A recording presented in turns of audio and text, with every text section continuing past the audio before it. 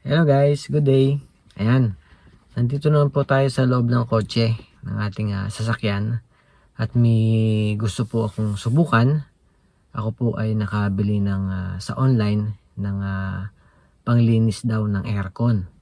Panglinis nitong ating evaporator na hindi na po kailangang baklasin pa yung ating dashboard. So, subukan po natin experiment kung ito ay effective nga ba yung produktong ito. Mura lang po siya. Nabili ko siya sa online. Ngayon, ang gagawin po natin ay subukan po muna natin kung talagang epektibo siya, kung talagang malilinis siya at lalamig kapag ito ay nalinis na. Subukan po natin yung before and after. And unbox po muna natin yung nabili kong item sa online. Tara! So ito guys, yung ating nabili, panglinis ng evaporator, 350 to po, kasama na po ang shipping.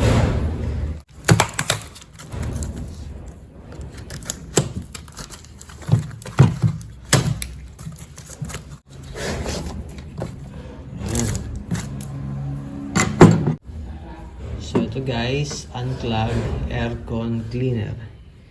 Clean and decontaminate. Yan, pwede rin po siya sa mga aircon sa bahay. Pwede rin po siya sa ating sasakyan. At ito po yung kanyang hose na ipapasok natin sa loob ng evaporator. Ito po sa ating mga air conditioning sa loob ng bahay. At ito na po ang sa kotse. Yan, ito po yung instructions niya. Yan guys, ito. Subukan na nating sukatin muna yung temperature niya nang hindi pa natin nalilinis yung evaporator. Subukan natin kunin ang temperature niya, cabin temperature, sa pamamagitan nito. Saksak lamang po natin yan. Ayan guys, so sa ngayon po ang temperature dito sa loob ay 30 degrees Celsius. Ngayon start po natin siya at pagaganahin natin yung aircon niya.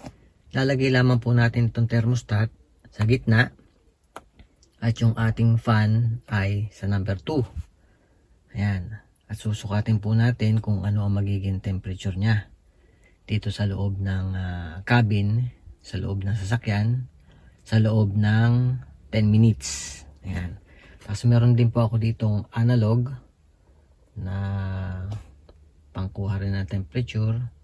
Ayan po, ito naman po ay ididirekta natin dito sa vent. Ayan, pagkukumpara po natin ang temperature sa loob at yung nakadirekta sa vent bago natin linisin yung evaporator. At after po nating malinis yung ating evaporator ay ganun din po uli ang gagawin natin. Sukatin po uli natin dito at yung ating dito sa direkta sa vent sa loob din po ng 10 minutes.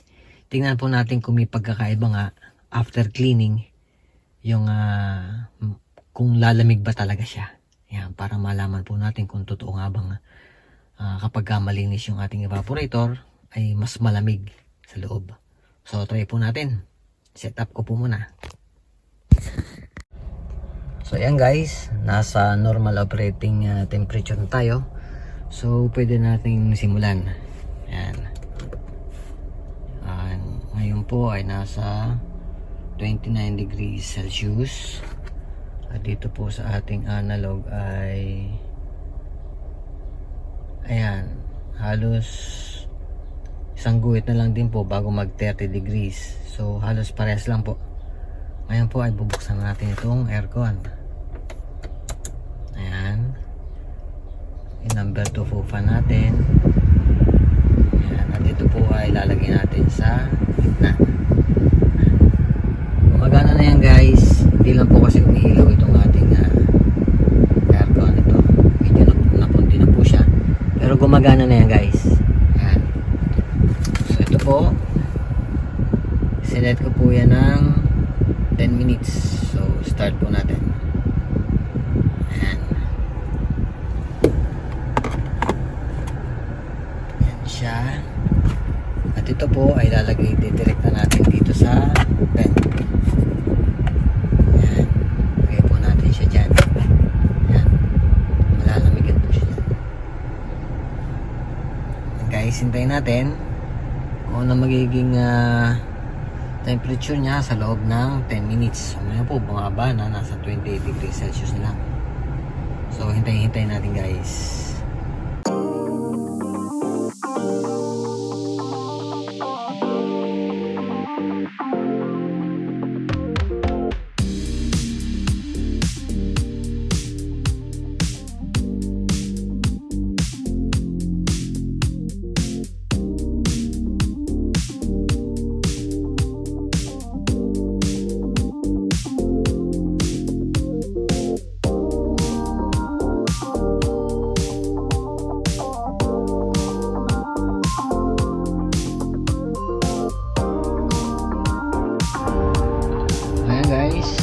Tapos na yung ating 10 minutes. Ayan, 26 degrees po ang ating naging temperature, 26 degrees Celsius.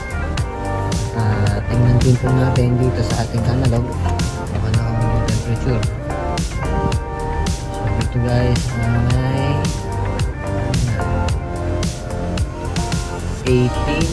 18 degrees.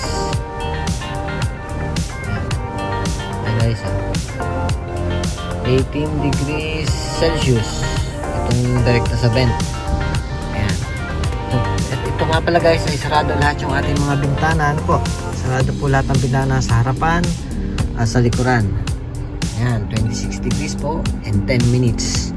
So mamaya po lilinisin natin yung ating evaporator at iseset po uli natin yung ating timer at saka itong ating mga temperature gauge.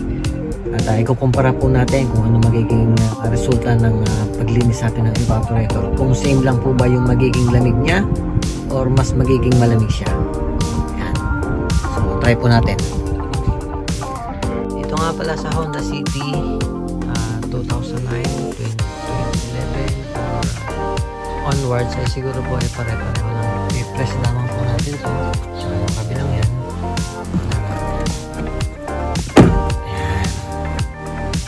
Natin yung cabin filter.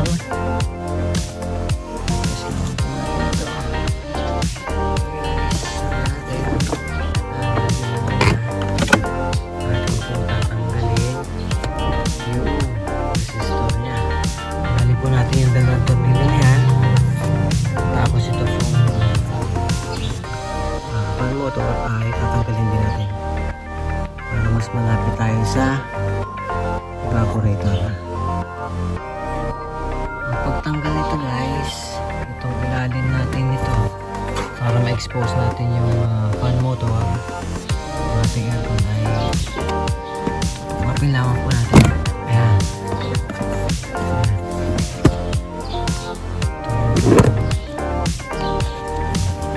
Nakasabit lamang po yan dyan. So kahit doon na. Tanggal na po natin. At ito guys, yung ating fan motor. Ito lang po tatanggal natin. Isa, dalawa, tsaka tatlo. Ayan. Tapos tatanggalin po natin itong socket wire nya. Pipindutin lang po natin yun dyan at hihilahin natin. Ayan. Ayan guys, tanggal ko na. Press lamang po natin to. Ito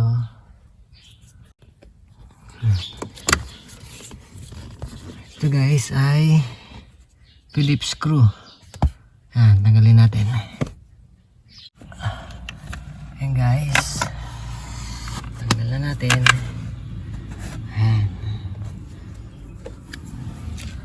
So ayan, lilinisin din po natin mamaya yan. Medyo mahirap siyang tanggalin guys kasi kakaiba yung tornilyo niya.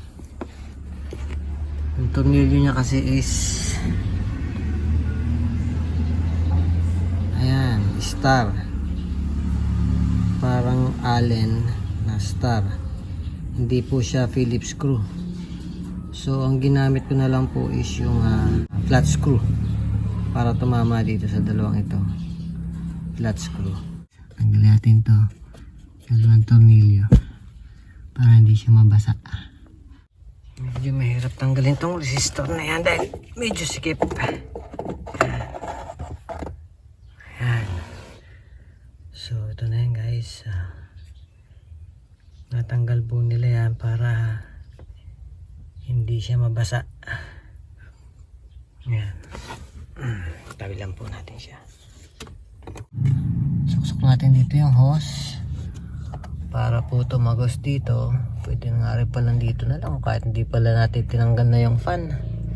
So okay na rin para malinis natin yung blade ng fan. Ano po, bababa na lang po natin lahat ito, motor housing na ito, tsaka yan, tsaka yan. Yung isa guys, natanggal ko na, tsaka may isa pa doon. Yan, para sure lamang po tayo. Tanggalin ko muna guys. Ayan guys, tanggal ko na to. At hindi ko na tuloy ibababa para di gaanong matrabaho. Lagyan natin ang sahod dito sa drain sa ilalim para makita natin kung magiging, kung malinis ba o madumi yung kanyang lalabas dyan. Guys, tutulo yan dyan, kaya lagyan natin ng basahan.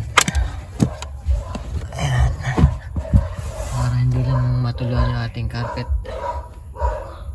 Ito guys, ating gagamitin, shake well daw before using, sabi dito. Spray natin ito direkta sa evaporator tsaka sa mga vent. Tapos ay huhugasan natin siya ng hose after ilang minuto, tapos spray na ulit natin. Yan, subukan natin. Pasok na natin itong hose at yun ang i-spray. Ito siya guys, pasok natin dito.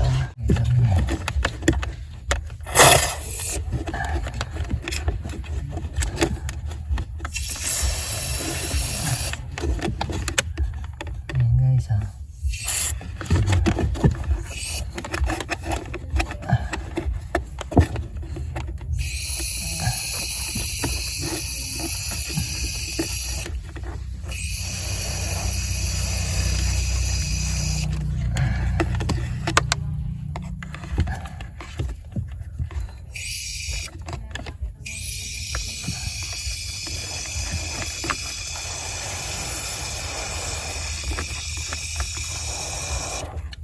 yan na, tulo na guys.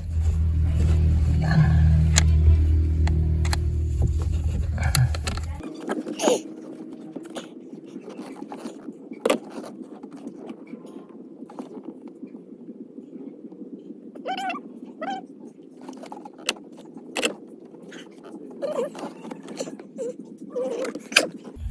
Nako, yan na. Naparami yata yung lagay ko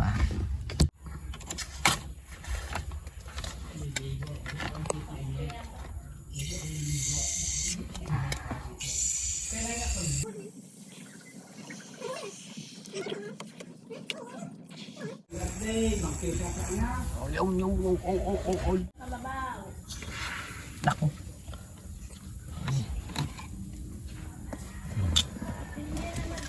Konti na lang guys. Konti na lang naman ito. Pag natunaw-tunaw mamaya, ayan o, natutunaw na siya. Yung bubbles niya na mawala na. Ayan guys, tumutulong na. Sinahod natin, malaman natin kung anong kulay niyan, kung madumi o malinaw. Nawawala na yung bubbles niya. Maya maya sundan ulit natin, ibabad daw natin siya ng 30 minutes. So antayin mo natin guys bago natin ulit lagyan ng panibago. Sabang hinihintay natin matunaw ay linisin na rin natin itong blade niya. Isang kapal yun. Yan, linisin na rin po natin yan. Ito ay okay pa naman siya. Lagyan na rin natin siya guys ng kaunting langis. Linisin na rin natin yan. Lagyan natin siya ng langis. Spray natin ng WD-40.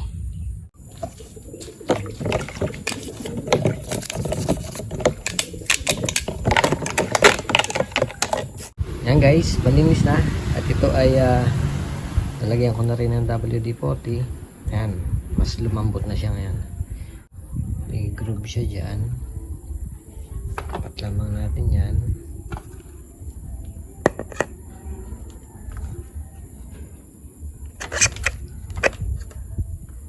Ayan. Tapos tornilyo. Ayan guys. Ito na lang pangbanlaw natin. Ito na lang gamitin natin. Wala akong makitang hose eh. So ito na lang para mabanlawan natin. Ayan, unti-unti lang guys ang pag-spray. Ayan. Balik na natin yung mga tornilyo. Ayan.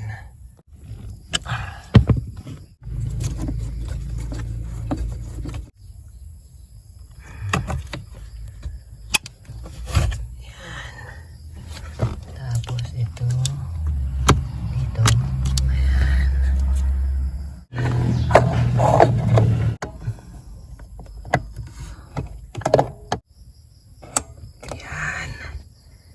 Kapit na natin blower motor. Yun. Yan. Ito masakit niya guys.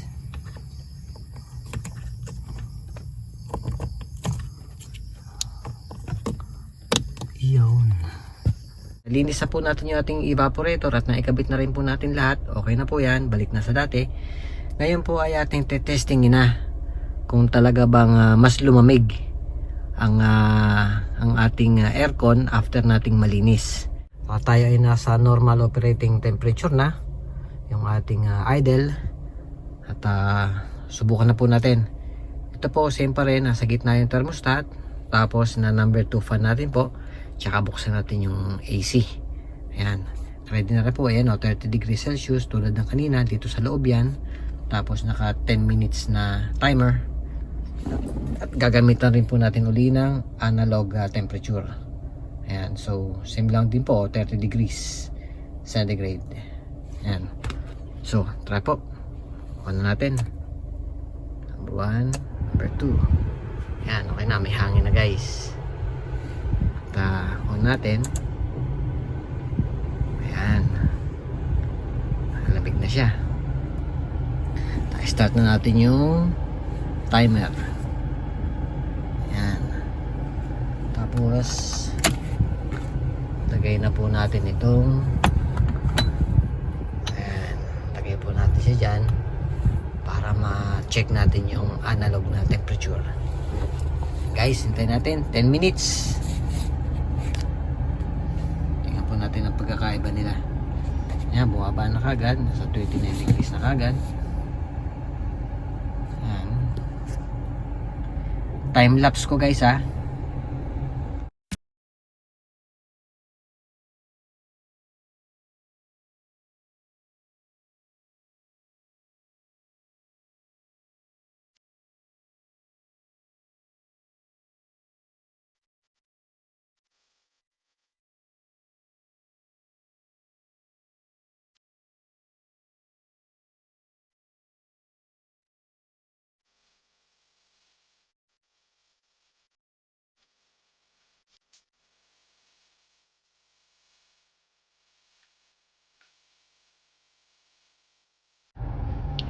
So yan guys, nakita po natin after 10 minutes, ayan, nag-alarm. Ayan po, 23 degrees Celsius. Ayan, kanina po ay 26 degrees. So meron pong 3 degrees lower ang naidagdag niya after cleaning the evaporator. So yun guys, sa ating analog thermometer ay 18 degrees Celsius. So kaparehas lamang po nung ating kanina, nung hindi pa natin nalilinis yung ating evaporator ay 18 degrees din na nakadirekta dito sa vent. Siguro po ay naka-optimum performance pa rin yung ating aircon. Kaya ganyan, dahil ito po ang mas pwede nating pagbasehan ng accurate kasi nakatutok siya sa vent. Kaya lamang po naging 23 degrees ng mabilis yung ating temperature dito sa loob ay siguro dahil ngayon ay gabi na.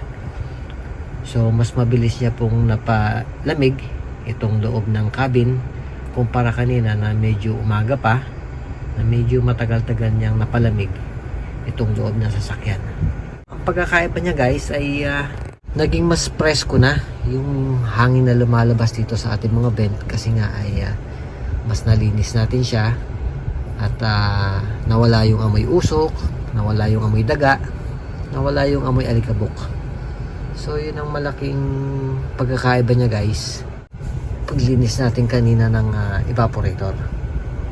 So ayan guys, ayan 23 degrees Celsius. So, ito nga pala yung ating nakuha na tubig doon sa ilalim ng ating sasakyan, yung tumutulo sa ating evaporator. At after na natunaw yung foam ng ating unclog aircon cleaner, ayan po naipon ayan, may team. So ibig sabihin po ay nalinis niya kahit papano yung ating evaporator na hindi natin kailangang baklasin ang dashboard. So hindi pa na po siya siguro ganun kadumi. So mainam na po nga na atin siyang maagapan para hindi na umabot pa sa pagbabara at kailangan ng ibaba ang dashboard. Ayan, so ito na po yung ating unclog aircon cleaner. Disclaimer po hindi po ito sponsor. Ito po ay nakita ko lang din sa YouTube ng ating mga kasamahang nagbablog na ginagamit nila ito. So na-curious ako kung epektibo nga ba, kaya aking sinubukan doon sa ating aircon. At isa pa po para malinis na rin yung ating vent kasi meron akong medyo naamoy doon na amoy daga. So ayan, ngayon po ay presko na yung lumalabas na hangin. So para sa'yo, unclog, okay ka.